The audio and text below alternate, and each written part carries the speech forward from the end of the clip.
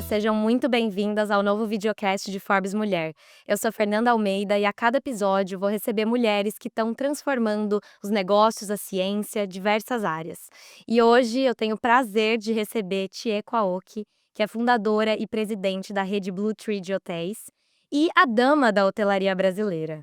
Chieko, super prazer em te ter aqui. Obrigada pela sua presença. Muito obrigada, Fernanda. Eu que fico muito honrada, estar na Forbes, num podcast da Forbes, que começou agora, né. Aham. Muito obrigada, muito honrada, espero que você só não me faça perguntas muito difíceis. Ah, pode deixar, pode deixar. Hoje a Mui gente vai falar sobre a sua trajetória e a senhora costuma dizer que foi o destino que te trouxe até aqui, né, além de muito trabalho, eu imagino. Então conta um pouquinho dessa história, né, como que a senhora chegou até a hotelaria? bom, não foi, né, assim, que eu me preparei para hotelaria. Comecei a hotelaria porque meu marido tinha investido em 2 hotéis, ele é construtor, tinha um sócio também construtor, e o sócio saiu e meu marido ficou com os hotéis. E já que eu falava português, ele era japonês, já que falava português, ele pediu: "Venha para o Brasil, eh, e ajude a tocar essa empresa", né, a rede de 2 hotéis, Rio e São Paulo. E foi assim que tudo começou. Fui estudar hotelaria, né, no Cornell, mas eu tinha viajado muito nos hotéis de luxo, pelo mundo todo, então foi muito importante a experiência do cliente. Como é que eu me sentia bem quando eu ia num hotel, não ia no outro. E eu tinha tido a oportunidade de conhecer hotéis de vários tipos, inclusive o em Vietnã, que foi muito importante na minha vida. Então, eu acho que a experiência é muito importante, a estrela é importante, porque você pode estar em algum lugar que você nunca pensou que estaria.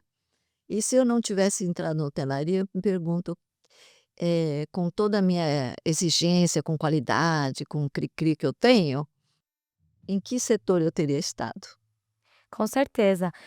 Queria voltar um pouco no tempo, né, a senhora é formada em direito, né, o que que te levou a ir fazer direito? O que que você pensava da sua carreira?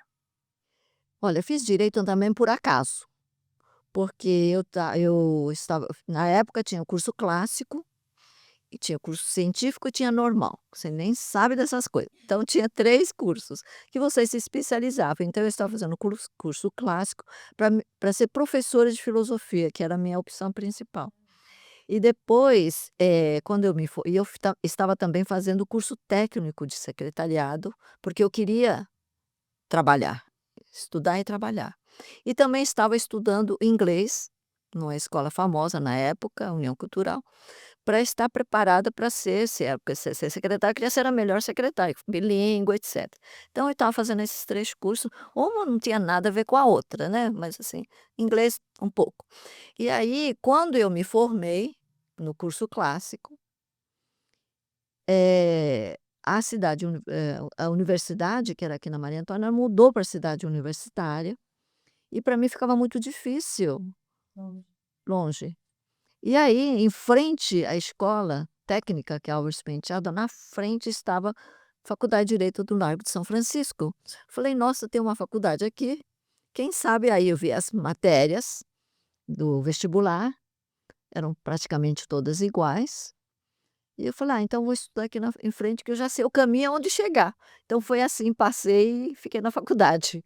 E me formei, gostei muito, queria seguir direito trabalhista, mas, fui ver algumas audiências e eu fiquei um pouco, eh, assim, triste, né, de ver que na época a diferença entre os ricos e pobres era uma coisa muito, sabe, muito grande.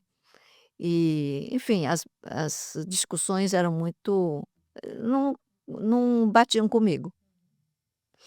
E eu passei mais para a área civil, né, e corporativo, e foi assim que isso me ajudou bastante dentro da minha carreira na hotelaria. Mas depois que eu comecei a trabalhar com os hotéis, né, me ajudou muito. Mas foi assim, né, as 2 coisas seguiram juntas. Eu me formei em direito, não pratiquei o direito, a coisa que eu fiz era muito pouco, mas me ajudou muito na carreira, quando na hotelaria. Uhum. A senhora nasceu no Japão, veio para o Brasil muito cedo e conheceu seu marido no Japão, foi isso? Conhecer a primeira vez eu conheci no Brasil, porque ele tinha uma parceria aqui, uma sociedade, e ele vinha, né. E ele tinha vindo quando muito jovem para o Brasil e tinha gostado muito. Ele queria muito fazer negócios no Brasil, então foi isso. Eh, eu acredito que existem coisas que, a gente não prevê, né. Porque eu não como é que eu ia conhecer uma pessoa do Japão, né, aqui no Brasil? E que tinha depois ele adquiriu, na época não tinha hotéis, depois ele adquiriu hotéis, né. E por acaso eu casei com ele, por acaso ele precisava de alguém, porque se ele não precisasse eu não ia trabalhar, mesmo que tivesse casado era outro assunto. Então, eh, não sei, Deus prepara caminhos que a gente não imagina. Por isso eu acho que é muito importante você ter preparo sempre, né. Prepara pra o direito me ajudou muito, ter disciplina, ver as coisas com cuidado, né, não fazer as coisas, assim, mais ou menos. E também, para mim foi importante, a parte de eu ter uma educação brasileira e japonesa, a parte da disciplina, né.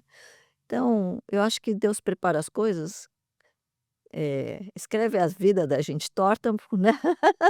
Mas tem que ter a força, a garra, né, de realmente aproveitar essas oportunidades também, né, não basta a oportunidade bater na porta, né. É. Porque muitas oportunidades passam nas nossas portas todos os dias.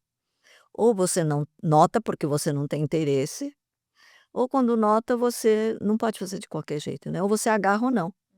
Então foi isso que aconteceu comigo. E eu assumi, porque quando eu assumi os hotéis estava com uma ocupação muito baixa. E também acho que se estivesse indo bem, acho que nem cairia na minha mão, né. É, acho que sim, porque, tá aí, tá precisando, bota alguém para resolver o problema. E não é que eu consegui resolver?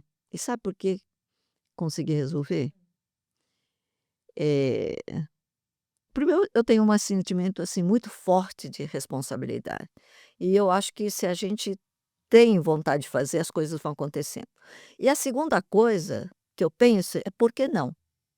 Por que não fazer?", né. Então, muitas coisas que eu fiz nos hotéis, eram as coisas que não tinham, e eu pensava: "Por que não fazer?", né. Eu não perguntava muito não, eu não achava que eu sabia, mas eu achava por que que não pode ser, né. Por exemplo, feijoada, não sei se você sabe, feijoada era uma cumbuca só e eu separei. Por que não separar? Porque eu gosto dele separado, tinha que procurar as coisas que eu gostava. Eu criei, aquele xale que vocês veem agora nos hotéis, vem xale, antigamente era cobre-leito, que era grande, e atrapalhava as camareiras, tomava tempo e tinha que fazer 2 camas, né, então era um custo extra de uma coisa que não tinha muito uso, era só para enfeitar. Mas se é só para enfeitar, então vamos enfeitar com um xale ao pé da cama. Então, a minha pergunta: "Por que não fazer isso?", porque queria para redução de custos, eles queriam tirar outras coisas. Falei: "Por favor, não tire nada. Vamos tirar o cobre-leito que a gente não está precisando e a gente vai otimizar, né, o tempo das camareiras e vamos ter um resultado total muito melhor". Foi assim que o mundo inteiro, depois de 6 meses, isso eu tenho orgulho de dizer que eu praticamente, eu acho que eu criei, porque depois de 6 meses, o mundo já estava usando, o Brasil todo estava começando a usar. Então, quando a gente pensa: "Por que questionar? Por que não fazer?", os outros não fizeram porque não questionaram. Mas quando você questiona e faz, e as pessoas falam: "Coisa óbvia, né, por que não fez antes?", né, assim. Uhum, depois que foi feito é Então, fácil, né. várias coisas que eu fiz, a gente tinha naquele hotel, tinha suíte presidencial. Na época tinha suítes presidencial nos hotéis de luxo, né, suítes bonitas, grandes. Falei: "Mas todo mundo tem suíte presidencial, e por que não uma suíte imperial?", porque o japonês tem família imperial, né, família real, né. Real era para os presidentes de lá, uma coisa milenar, né, que eram mais importantes, porque é uma coisa milenar, lá é família imperial. Daí eu criei a única suíte imperial, pelo menos no Brasil, não sei se em outros lugares. E que foi um sucesso, porque ficou muito grande, ficou bonito, eu trouxe louças do Japão, enfim, fiz, uma coisa muito diferente. E na época estava começando a difundir a comida japonesa, mas assim muito pouco, hein, mais nos Estados Unidos estava começando, mas era uma coisa muito exclusiva. Eu falei: "Eu vou por que não um restaurante japonês de luxo?". Então, fiz lá, tirei a piscina, fiz no rooftop um restaurante japonês de luxo. Trouxe o chefe do Japão para treinar, porque também a gente tem que pensar sempre no custo, né. Então, eu tive a sorte de não ter ainda essas coisas que eu questionei, por que não? Não tinha. Então, eu tive a sorte de estar, na liderança, numa época em que muitas coisas ainda estavam para ser criadas, né. Eh, eu quando penso nisso, eu falo: "Puxa vida", porque naquela época usava celular, que era um tijolo, né, carregavam aqui. Eu via muito isso em Hong Kong, dos lugares que eu via, no Brasil eu não via tanto. Colocaram no carro, tudo. Falei: "Alguém pensou, puxa, por que não fazer um celular leve, pequeno para todo mundo?". Alguém pensou, né. Mas até lá todo mundo carregava um tijolo, não tinha peças, enfim. Então eu acho que as coisas na vida são assim, como vocês fizeram, porque nunca vi nas revistas de não vi mesmo, pelo menos eu, né, não conheço tudo, não tinha visto, nas revistas de business, colocar mais como uma como vocês colocaram, trouxeram uma campeã olímpica de judô, né, uma executiva que é super atleta, triatlon, triatleta, né. Então essas coisas diferentes são interessantes e quem sabe você está criando um novo mercado, uma nova forma de ver, uma revista de executivas. A senhora é super visionária, né. Como continuar inovando? Como continuar criando, né? Como que a senhora se atualiza para continuar, em alta nesse mundo em constante transformação? A gente vai mudando conforme a necessidade, acho que a necessidade é o pai da criança, né. O que que eu fiz ultimamente que, assim, eu me sinto muito realizada? Entre as coisas que eu criei, essa eu me sinto mais realizada, porque a gente treina a equipe, né, treina os funcionários, os colaboradores. E nesse treinamento, a gente treina muitas vezes as técnicas, né, técnica de receber, técnicas de arrumar cama, de receber, são técnicas, padrões suas, né. Eu falei: "Mas isso não é o suficiente", eu pensei, a gente tem que transformar as pessoas. Eu quero que quando eu não estou, quando ninguém está, mas a pessoa, o colaborador por si, ele sente, ele sabe que aquilo deve ser feito. Uma coisa muito mais de dentro, de alma. Tanto que o nosso treinamento chama-se o treinamento não, o nosso conceito de hospitalidade chama-se alma Blue Tree, porque você tem que fazer do coração. Enquanto você não fizer do coração, não é, se não fizer com alma, não é uma coisa genuína. Então eu criei uma fórmula para hospitalidade da Blue Tree, que, como eu disse, é alma Blue Tree. E por que que isso? Porque para fazer as pessoas trabalharem bem na Blue Tree, para mim não é suficiente. Eu queria que o Brasil todo, porque eu estou em turismo, então eu tenho que ter eh, uma característica própria de hospitalidade e de assim, para os turistas brasileiros, o que que é a característica brasileira? Brasileira não tem outro lugar, e isso eu digo de coração, você que viaja muito, você sabe. Brasileiro tem, é muito empático, acolhedor, e tem uma coisa que pouca gente tem, que é mais adaptabilidade, né. Então essa coisa, que você um sorriso simpático. Então isso tudo é um pacote tão importante, principalmente para um estrangeiro, né, para a gente também é importante, mas a gente tem mais se sente mais seguro quando você está em outro, né, num lugar No seu país? mas e os outros não. Então, e eu queria tudo isso que fizesse parte da hospitalidade brasileira, mas que fosse também a hospitalidade do brasileiro, não da Blue Tree, fosse uma característica. E para isso eu tinha que inspirar outros setores. Então, através dos nossos hotéis, queria inspirar os outros hotéis. Você pode ver que a hotelaria hoje, isso eu comecei há 27 anos atrás. Muitos hotéis já estão falando de alma, muitos negócios estão falando de alma, de bem cuidar, de cuidar das pessoas. Isso tudo não tinha. A primeira vez que eu falei sobre alma, da gente ter que fazer com alma e conhecer a alma do cliente, só tinha RHs homens. Eu lembro, foi no Maxud que eu fiz a palestra. Ninguém me aplaudiu, ficou olhando assim para minha cara, eu nunca esqueço daquela, né? Falei: "Nossa, será que eu falei alguma besteira tão grande, né?". Verdade que eu senti, né. O outro: "Ah, muito bem", né, mas sabe, não é aquela coisa de você sentiu que você fez impacto que você, né, esperava. Mas tudo bem, mas eu continuei, porque é isso que eu acredito. Então essa transformação é uma novidade e nasceu porque hospitalidade você tem que fazer todo o tempo. E eu queria que todas as pessoas fizessem de uma forma verdadeira. Então eu criei um método da Blue Tree, né. Tem um método são 21 princípios, da Blue Tree. Então tinha 3 raízes e 21 princípios.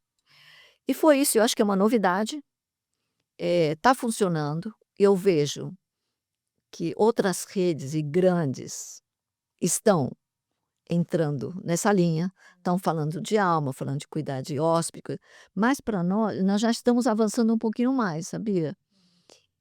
Por quê? Eu acho que eu também tenho que estar sempre melhorando, né, tem que estar avançando. E felizmente eu acho que a gente conseguiu, a gente está disseminando bastante através da hotelaria. Eu vejo outros setores também falar: "Ai, vamos cuidar do cliente". Ninguém falava isso, vamos atender bem. O pessoal falava atender bem, não é? É muito mais do que atender bem, você tem que cuidar das pessoas. Aliás, falar em cuidar, por que que eu falo de cuidar?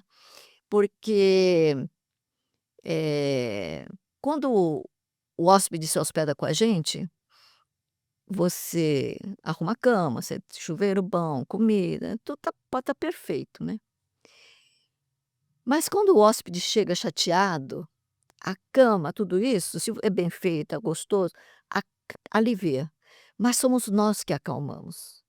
Quando a camareira, assim, né, ela deseja que naquela cama o hóspede se acalma, que ele se sinta bem, ela vai arrumar com cuidado, né. Na recepção, quando a pessoa chega, assim, a gente fala com um tom de voz e tudo, para que ele se acalme, porque uma das coisas que a gente faz, eu falo que a gente tem que fazer, é acalmar as pessoas, fazer as pessoas se sentirem cuidadas, se sentirem bem no nosso hotel. Tanto que o lema nosso é: "Não deixe", né, nasceu do lema da Maria Teresa, que todo mundo, a primeira coisa que todo mundo que entra na Bruta aprende há 27 anos: "Não deixe jamais que alguém que chegou até você vá embora sem sentir-se melhor ou mais feliz". Esse é o lema da Maria Teresa. Então nós passamos isso para hotelaria, eles aprendem os 2 lemas, né. O da hotelaria é eh, queremos que todas as pessoas que chegaram ao nosso hotel saiam deles melhores do que quando chegaram. A gente, quando pratica hospitalidade, você tem que olhar não apenas a pessoa, mas todo o entorno que, né, da pessoa, a situação da pessoa. Aí você enxerga uma série de coisas que você pode fazer para ajudar. Uhum. Falando da Blue Tree, eu fiquei bem curioso, né, que Blue Tree é a Oki, É, não é mesmo? é. Então eu queria que a senhora contasse, né, o que que te levou a fundar a Blue Tree há quase 30 anos? Por quê? Porque não, houve uma crise da economia japonesa em que, a empresa do meu marido, né, que tinha uns hotéis, foi vendendo uns hotéis. E eu fiquei desempregada, né, praticamente, né, eu e minha equipe. Eh, mas a minha equipe queria muito que eu continuasse. Então eu falei: "Ah, então vamos fazer o seguinte, eu vejo que o mercado brasileiro tem um mercado imenso, daqui pra ainda não tinha hotéis, eh, como a gente vê hoje, né, eram mais hotéis de luxo e hotéis mais simples, então uma com, né, muitas estrelas e outras sem nenhum serviço. Então eu quis como criar um hotel que fosse não tão luxuoso, queria mais acessível, mas não tão simples, mas que tivesse serviço como de 5 estrelas. E foi assim que nasceu. Queria porque, eu queria comprovar que é possível você dar excelente serviço sem precisar de ter tanto alto custo, de cobrar tão alto. Então faz nasceu desse desejo e foi crescendo. Uhum. E a senhora começou trabalhando, né, nos hotéis, presidiu, liderou os hotéis. Começou numa época que realmente era um setor muito masculino, né, como a senhora estava falando, ali fazendo a palestra, só homens, enfim. Como foi esse início, né? O que que a senhora olha hoje e vê de diferenças, né, para quando a senhora começou? É muito inte essa sua pergunta é muito interessante, porque a gente não percebe o que faz. É a história que diz pra gente que a gente fez. Porque a gente não faz as coisas, pensando em fazer isso, né, a gente faz as coisas porque tem que fazer. Então, eu entrei na hotelaria e precisava ter sucesso naquilo que eu fazia, precisa ser rentável, etcétera. Tanto que fui muito rentável naquilo que né. Então, eu criei muito serviço que fez a diferença, muito serviço, né. Criei a primeira guest relations mulher, porque as mulheres começaram a trabalhar, eram muito poucas e elas se sentiam muito isoladas no hotel. Não podia comer no restaurante, todo mundo os homens olhavam, né. Então, e a mesma coisa a executiva, e eu não tinha essa questão de que a gente fala tanto de homem e mulher. Eu era uma pessoa que trabalhava em hotel e tinha que dar resultado. Então, quem me ajudou, como não tinha mulheres, só tinha homens, eu não tinha outra opção, mas eu não achava assim: "Eles é só minha opção", são meus colegas de trabalho. Então, passei por uma fase que eu não tinha noção de que eu era a única, não sabia. Então e era a única mesmo, mas eu não tinha nem noção. Tinha outros cargos, né, mas, não de CEO, mas os outros cargos tinha, de marketing, vendas, tinha muitas mulheres. E aí, uma coisa interessante que aconteceu, que eu não sabia, eu tinha acabado de abrir também, quando eu comecei antes do DoubleTree, a escola Anhembi Morumbi, é uma escola de turismo, acho, curso de turismo. E as mulheres começaram a frequentar e me vendo eu falar muitas pessoas me diziam, e eu me inspirei, falei: "Nossa, tem mulher nesse setor, acho que vai dar certo", então começaram a entrar. Então, eu nunca pensei nisso, as pessoas me falaram depois, né. Então, eh, na época, então, quando eu comecei não tinha homens, eu não tinha referência. E quando tinha alguma comemoração de Dia Internacional da Mulher, eu falei: "Nossa, mas que coisa estranha, né, para que isso?", eu pensava. Porque não existia a diferença entre homem e mulher para mim. Eu só fui sentindo que a gente era uma minoria quando todo mundo começou a falar que tinham poucas mulheres, eu não tinha essa noção. Então quando eu comecei, então, começaram a surgir mais mulheres, tanto que acho que a primeira mulher gerente geral do mundo, acho que fui eu Olha só. que criei, mas não sabia, porque eu cheguei na Westin, que a gente tinha comprado, falei: "Nossa, eu vi a lista de gerentes, não tem nenhuma gerente geral mulher". Na semana seguinte eles tinham arrumado uma mulher. Então tinha mulheres preparadas, mas era também eu acho que para os homens também era uma coisa porque, né, não tinha talvez cultural, não tinha essa lembrança. E como eu disse, para mim tudo é por que não, né? Por que não fazer isso? Por que não acontecer isso? Então, foi assim que foi acontecendo várias coisas sem eu porque não para mim, não era uma coisa de não, de levantar uma bandeira, eu não tive muito nunca isso, eu não sou de levantar Uhum. A bandeira. senhora é de fazer, né. É, sou de E a fazer. senhora falou em uma entrevista pra Forbes há uns 5 anos, que em 5 anos a senhora não queria mais ter que ficar falando sobre gênero, sobre mulheres, né. Infelizmente a gente ainda tem que falar, né, bastante, mas com certeza a gente teve muitos avanços aí. Como que a senhora observa esses avanços em relação à liderança feminina, né, dentro dos hotéis, mas no mercado de maneira geral? Eu acho que cresceu muito. Existe uma consciência, assim, muito forte de que as mulheres querem chegar ao topo. Assim, e as mulheres estão lutando para isso, porque sozinha automaticamente não está acontecendo. Tanto que agora nós temos, pelo a gente trabalhou muito, ajudamos muito pelo Grupo Mulheres do Brasil, a ter 30% de mulheres nos conselhos das empresas estatais e mistas. Que acabou de virar uma lei, né. Isso, então isso é uma grande conquista, né. Quando você consegue uma cota, para mim, uma política pública, para mim é uma grande conquista, é uma coisa pública, né. Então essas conquistas vão sendo as mulheres também só têm que ambicionar e é bom que ambicione, né, falar: "Agora eu quero mais", né. As empresas privadas também têm que trabalhar para isso, né. E tem muitas mulheres se formando para serem do conselho. Então, os homens, eu acho que também tem que ficar alerta, que os homens nunca se prepararam tanto como as mulheres estão se preparando para serem membros de conselho das empresas, nas bolsas, em todas as empresas, empresas familiares e tudo. E se preparam muito, fazem encontros, eu participo de algumas, fazem encontros, tem muita mentoria de mulheres. Então, eu acho isso fantástico. Antes não tinha nada disso. A hora que as mulheres despertaram: "Não, eu tenho essa capacidade, o mercado está trabalhando nisso. Existem mulheres querendo ajudar", também vou embarcar nesse barco. Então, daqui a pouco, eu acho que não estou assim, não estou dizendo que os homens não fazem, mas eu acho que é importante esse incentivo que as mulheres estão colocando no mercado. Olha, para a gente ser membro do conselho, a gente se prepara. A gente tem que estar muito bem preparado para ajudar as empresas, né. E não é assim: "Ah, eu saí, agora eu tenho uma carreira, fiz uma carreira bacana, brilhante, né, e vou ajudar". E realmente ajuda mesmo. Isso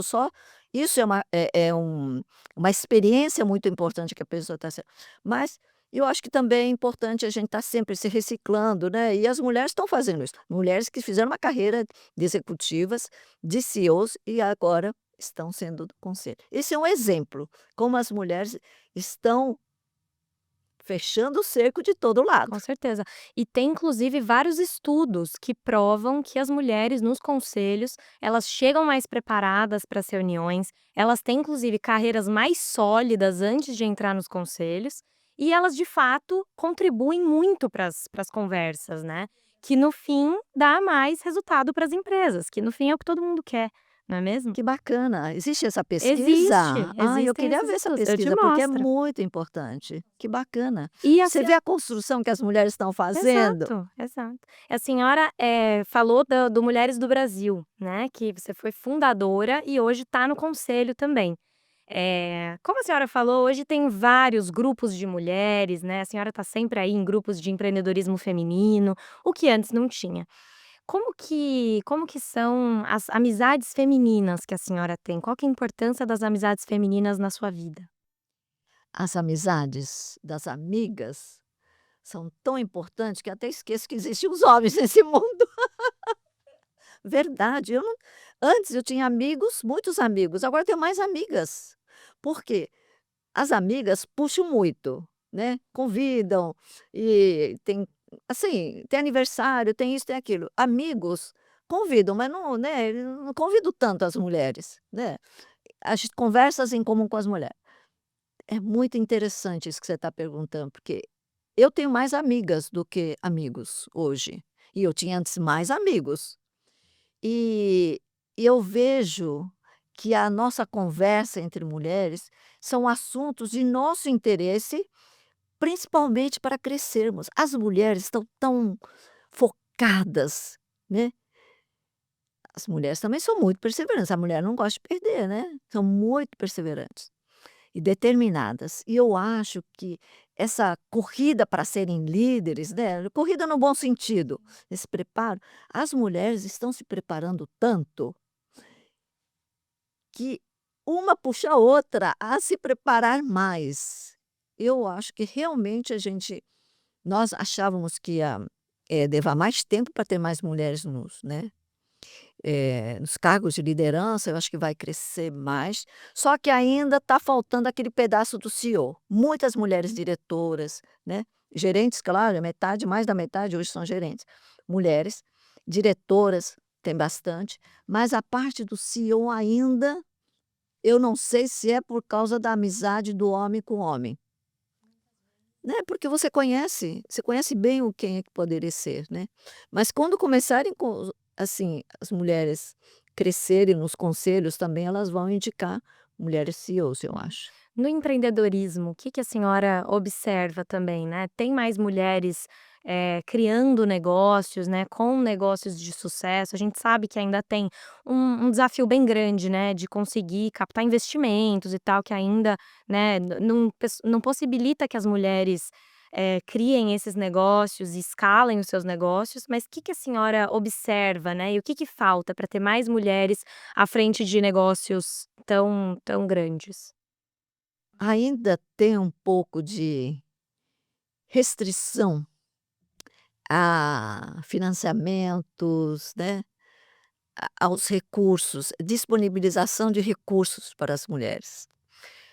Porque eu não sei, mas eu vejo que os homens conseguem captar mais recursos, né, e eu não sei, mas eu acho que é uma coisa muito importante a gente pensar, porque as mulheres estão preparadas, estão nos cargos CEO, mas quando você começa a empreender, eu acho que ainda o tamanho das empresas, com exceção da Magazine Luiza, né, que a Magalu é enorme, olha onde ela a Lupo, a Eliane da Lupo, ela cresceu a empresa, né, mas são empresas familiares, a minha empresa fui eu que criei, a Luísa praticamente a tia dela e ela que criaram, a Eliane é da família, mas, eh, então eu acho que é muito importante a gente ter mais mulheres, puxando mais mulheres e buscando, eh mais mulheres também nas áreas, setores de financiamento, de bancos, etcétera,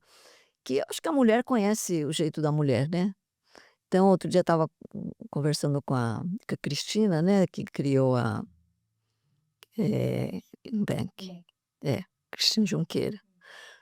Pequenininha, magrinha, tão, né, poderosa. Então você tem que olhar para ela e falar: "Nossa, a mulher pode". E a gente falou, né, de que ela foi para o Japão, que levou as crianças, uma conversa comum de comadre, concorda? Mas tem essa, né, capacidade de criar, de consolidar empresas. Então, eu acho que a gente precisa ter mais mulheres assim, a Luísa, etcétera, a Sônia Hess, ela vendeu, mas ela era uma super empresária. Então eu acho que tem potencial, mas eu acho que ainda falta em quantidade. As mulheres estão chegando agora, a gente está chegando, né, espera mais uns 5 anos. Uhum. Que dicas que a senhora daria para essas mulheres que querem assumir posições de liderança, querem empreender? Que dicas? Eu acho que elas estão fazendo tão bem, eu não sei, eu amanhã eu vou estar com um grupo que chama Leadership, são CEOs de empresas eh, eu converso com elas, estão tão preparadas e elas estão inspirando outras mulheres. Eu acho que para mim é uma questão de tempo, uma questão das mulheres se determinarem que a porta está quase toda, que o curral está quase para abrir as portas, a porteira, né. Porque vamos ter muitas mulheres muito preparadas. E eu acho que isso é importante, porque vão criar novos mercados, as mulheres têm um outro olhar, têm outras necessidades, né. Então, eu acho que é muito importante para também, trazer novos produtos, novas ideias e abrir mais o mercado, criar um mercado mais, maior, né. Mas uma coisa a gente não pode esquecer, sabe, Fernanda? O melhor de tudo é com homens e mulheres juntos. Eu Na minha empresa eu tenho um diretor, eh, geral que apoia, a gente conversa muito, às vezes, né, discute bastante, e aí sai uma coisa que eu falei: "Putz, é verdade". Eu queria trazer um tema de tecnologia, porque a senhora sempre foi muito à frente do seu tempo, estava sempre buscando inovar. Como que a tecnologia entra na sua vida, na sua gestão, na sua liderança? Como que a senhora tem visto a inteligência artificial? Você usa? Usa na empresa? Como que é? Nós na nossa empresa começar pelo final, né. Nossa empresa, nós desenvolvemos a nossa própria inteligência artificial, porque a gente entende, o ser humano entende na prática, o resultado, como fazer e o resultado que quer. A inteligência artificial, ela abre opções e dá velocidade ao que você quer fazer, porque o ser humano demora um pouco mais, né, e pega nas coisinhas. Então, nós temos a inteligência artificial voltada ao nosso negócio, e eu acho de verdade, acho fantástico. Mas é fato também que tem coisas que só o ser humano ideias criativas, o homem a inteligência artificial até cria, mas se não tem uma mão humana por exemplo, na hotelaria que eu quero uma coisa humanizada, se não coloca a nossa ideia, nosso sentimento, a nossa como nós queremos, não sei se ele nasce as ideias nascem sozinhas na inteligência artificial, eu não conheço tão profundamente, mas eu acho que essa combinação está dando super certo. Nossa, eu estou adorando a inteligência artificial. Não sou forte em tecnologia, porque eu não sei nem mexer. O meu celular tem um monte de capacidade que eu não consigo explorar ela toda, e eu fico muito frustrada, tanto que eu vou fazer um curso agora, Jura? quero, É um curso de quê? sobre o uso melhor do celular para fazer todas as coisas, capacidade que ela tem, né. Se a gente não sabe nem mexer no celular totalmente, como é que eu posso usar e mexer em outras coisas? Preciso começar com o meu celular. Então eu acho que é muito importante as crianças, né. Hoje, eu não mostro criança pequenininha mexendo, mas com uma certa idade, na escola, tudo, entender, eu acho que tecnologia é um amigo muito importante para dar velocidade, ampliar o olhar, ampliar a forma como a gente pensa. Uhum. A gente falou bastante da sua trajetória. Teve algum erro, algum momento difícil, mas que te ensinou muito? Muito, muitas. Pode contar algum pra gente? Eu tive, que fazer algumas opções de que eu tinha alguns hotéis, mais de luxo, etcétera. Mas por algumas razões eu tinha que abrir mão ou não abrir mão. Eu tinha que ver o que que era importante para mim, né.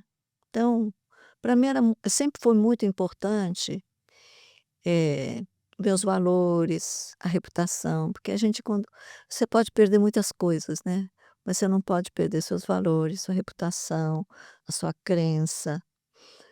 Isso eu nunca abri mão. Então, eu acho que errar, acho que são coisas pequenas, não é não, aliás, eu tenho uma coisa muito boa, se eu erro, duro uma noite, esqueço, viro a página. Eu nunca sofri pelos erros, pelas perdas que eu tive, eu já tive várias perdas também, mas nunca sofri por isso. Não deixo que me esmaguem por causa disso. Dormi uma noite, graças a Deus, eu durmo super bem, nunca perdi o sono. Então eu tenho essa vantagem, mas cometi muitos erros sim, muitos.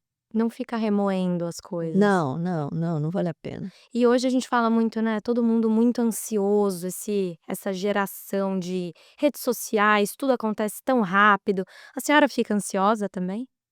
Eu fico ansiosa de não poder responder, de não Todas poder as ler, pessoas? eu fico. Recebe muitas mensagens? Mensagens e enfim, recebe de tudo muito, né. Eu fico São ansiosa. muitas coisas, a senhora se divide bastante. Como que a senhora organiza a sua rotina para dar conta de tudo? Eu me preparo no dia anterior, né, o que que eu tenho? Ai meu Deus, como é que eu vou fazer? Aí eu levanto cedo. Que horas? Hoje acordei 5h30, fiz exercício, porque quando eu faço, não é sempre que eu faço, mas agora eu estou me disciplinando para fazer mais, porque eu vi que me faz bem. Quando eu faço exercício, eu vejo que minha cabeça funciona melhor, né, faço exercício. E eu não posso perder meu café da manhã, que eu adoro tomar café da manhã. Então tem alguns ritmos, né. Então, eh, então eu me procuro prevenir. Eu acho que uma das coisas mais importantes que eu aprendi ao longo da carreira, não as coisas que eu errei, mas coisas que eu acertei, a gente tem que aprender com as coisas que acerta também, né. Eh eh, Antecipar as necessidades e prevenir, se preparar para o futuro, né, uma prevenção. Então antecipar a necessidade por causa dos hóspedes, eu já acostumei, tudo o que vai acontecer eu tenho que prever. No Covid eu não tive problema nenhum, que a gente antecipou todas as Jura? necessidades. A gente previu, fez um retrato. E aí nós eh, nos prevenimos para as dificuldades, né. Mesmo com os hotéis fechados. Sim, nós nos preparamos para estar fechado, por isso que nós fechamos. E criamos outras coisas que pudessem ser Tipo o quê? criamos, porque como as pessoas não podiam ir muito para casa, criamos, em vez de ser hospedagem um dia, de mensalidade, 15 dias. Muita gente não podia ficar indo e voltando, mas que precisavam trabalhar. Então a gente vai se adaptando, né. Então, é muito para mim foi muito importante durante a minha vida, eh, enxergar o futuro. Eu gosto muito de livros que falam do futuro. Então, antecipar as necessidades e prevenção. E procurar, dentro dessa prevenção, eu sempre procuro a perenização das coisas que eu faço. Não importa se eu estou ou se eu não estou, a perenização das coisas que eu acho que são importantes, eu procuro manter. Uhum. A senhora pensa em desacelerar um pouco? Não, quero fazer outras coisas. Não é desacelerar o meu ritmo. Deixar de fazer algumas coisas e quero também voltar a estudar um pouco, né. Estudar o quê? Tecnologia, por exemplo, eu preciso estudar. Quero estudar um pouco mais sobre as pessoas estão tão estressadas, eu quero entender, porque eu nunca me estresso. Então eu quero entender um pouco mais de psicologia humana, né. Por que que as pessoas estão tão estressadas? Aprofundar, né. E como eu gosto muito de humanas, quero me aprofundar sobre a essência da humanidade. Então essas coisas que eu quero ter tempo para estudar. Não posso só comprar livros, né, tem que estudar. Claro. E o que que a senhora acha, né, o que que a senhora traz da cultura japonesa que a senhora, implementa no seu negócio, na sua vida? Tem muitas coisas que eu trago, principalmente sobre estilo de vida, né. Por exemplo, uma coisa que eu acho muito importante são as conexões, né. Hoje se fala muito de conexão, mas de uma forma supérflua. Eu gosto de criar laços, que é um conceito japonês que chama Kizuna. Você tem que fazer um relacionamento que seja para a vida. Por exemplo, eu gosto mais da família Camarote, né.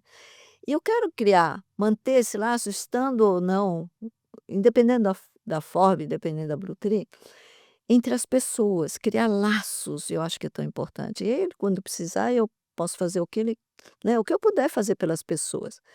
Então, nasce disso, que antigamente você emprestava açúcar quando faltava. Esse sentimento, né, de você ter um amigo que para quem você possa pedir. Então, as coisas das mais simples, você não ficar com vergonha de pedir. Então, criar laços é uma coisa, assim, importante. Eh, Ichigo-ichie é uma palavra japonesa da cerimônia do chá, que cada momento é único. Eu estou aqui com você. Pode ser que a gente faça outros, mas nunca mais será igual, porque nós não vamos ser iguais. Então, cada momento que a gente está vivendo, nós temos que viver por inteiro. Né. Isso é uma coisa muito importante. Quando você está com as pessoas, quando você vai fazer um serviço para alguém, eu penso: "Ps, essa pode ser a última vez, então eu vou fazer bem feito". Então, tem como Ichigo Ichie, tem muitas coisas. O tempo, sobre a importância do tempo. O japonês, o tempo é uma coisa importante para todo mundo, né, mas, eh, o tempo para você acordar de manhã, o japonês é muito contemplativo, né, de olhar, parar um momento para ver o nascer do sol, né. Aquela coisa que você fala: "Nossa, mais um dia que eu tô aqui, que bom", né. Então, algumas coisas nesse A sentido, principalmente disciplina. a disciplina, eh, Seus pais te passaram muito esses valores responsabilidade, responsabilidade, muita responsabilidade, disciplina.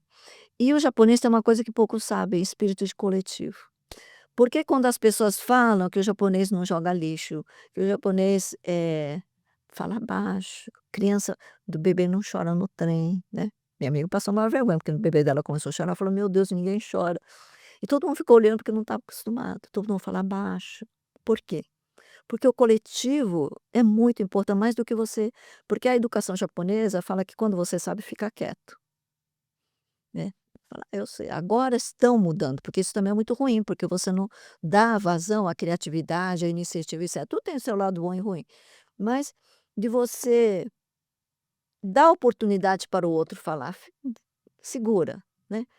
Então algumas coisas eu aprendi que eu acho importante, que eu aprendi com meus pais. A confiança, a credibilidade que você constrói, tudo que você faz, faça bem feito, com excelência, porque isso marca o que você é, né. Não adianta você falar: "Eu faço bem feito", não é isso que marca, marca aquilo que você efetivamente faz. Então a ação, né. Então, eu acho que mas de todas essas coisas, eu acho que, 2 coisas eu acho que me aprendi que eu acho 3: espírito de responsabilidade, de espírito de coletivo, de você se sacrificar pelo coletivo, enxergar que o coletivo é o mais importante do que você. E a terceira é o Kizuna Conexões, de verdadeiras. Uhum. E o Ikigai? Qual é o seu Ikigai? Ai, Ikigai é também como se Ikigai fosse um propósito de é. vida, né, a sua É, razão Ikigai de também é viver. importante. Mas Ikigai, eu acho que também hoje faz parte do conjunto de tudo isso, porque Ikigai é um propósito de vida, né. Então, como eu disse, quando quero desenvolver a equipe, o meu Ikigai é que a pessoa se transforme, não é só ensinar a atender bem. Porque isso não pode ser Ikigai, que as pessoas atendam bem, não é meu Ikigai. A transformação da pessoa para mim é Ikigai. Poder deixar alguma coisa que seja perene, isso é um Ikigai. Qual é o balanço que a senhora faz desses 30 anos de Bluetri, mais anos ainda de carreira, e o que que a senhora ainda quer fazer?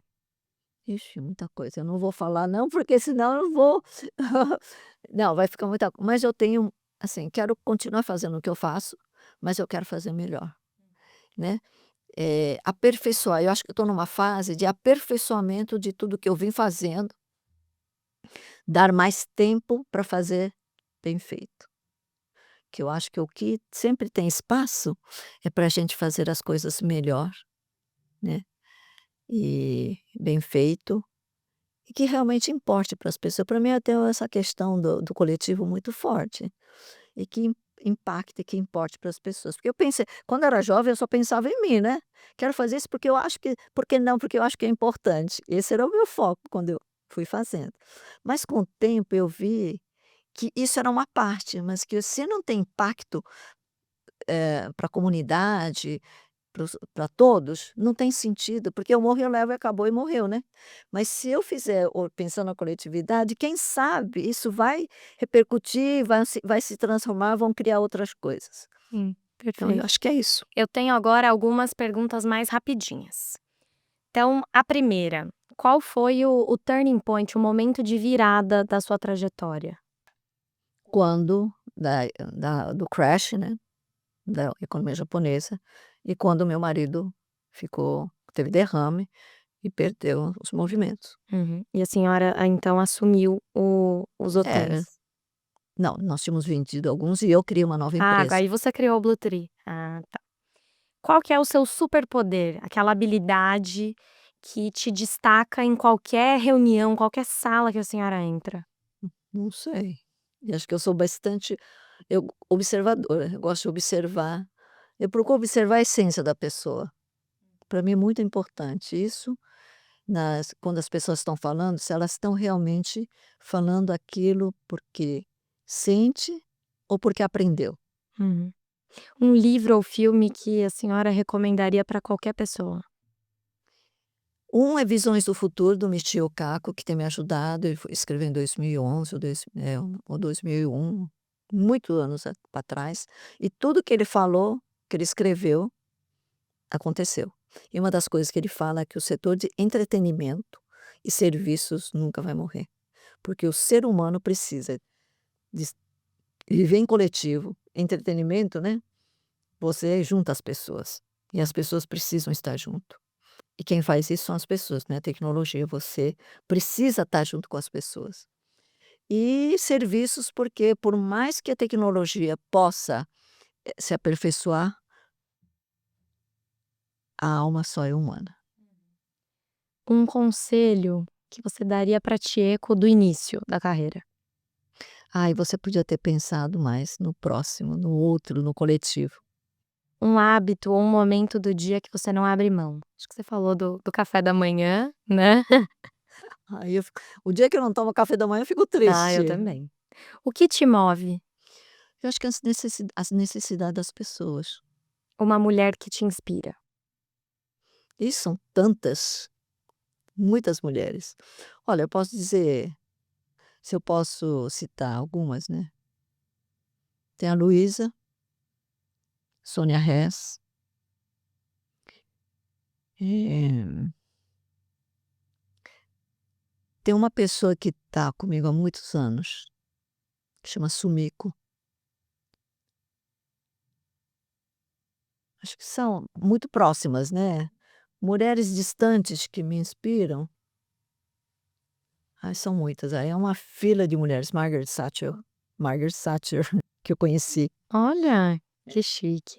O que pouca gente sabe sobre você? Acho que é muita coisa. Hum. A maioria. Um sonho ainda não realizado. É que o Brasil se transforme num país hospitaleiro, mas um país onde a alma das pessoas, que a alma tem precisa de, não adianta só alma, todo mundo tem alma, mas com alma, pensando mais no coletivo, nas pessoas, porque aí o Brasil tem de tudo. Acho que precisa ter uma educação, né, também de base, para que a gente aprenda a pensar muito mais no outro, né. Não precisa pensar só no outro, pensa em si, mas também pensa no outro. Uhum. Uma frase ou um lema que a senhora leva para a vida? Então, a da Madre Teresa de Calcutá: "Não deixe jamais que alguém que chegou até você vá embora sem sentir-se melhor ou mais feliz". Perfeito. Tcheco, super obrigada, uma delícia te ouvir. E eu que agradeço, você é uma delícia as perguntas que você faz, do jeito que você não interfere, você não faz cara feia. É, mas você é serena.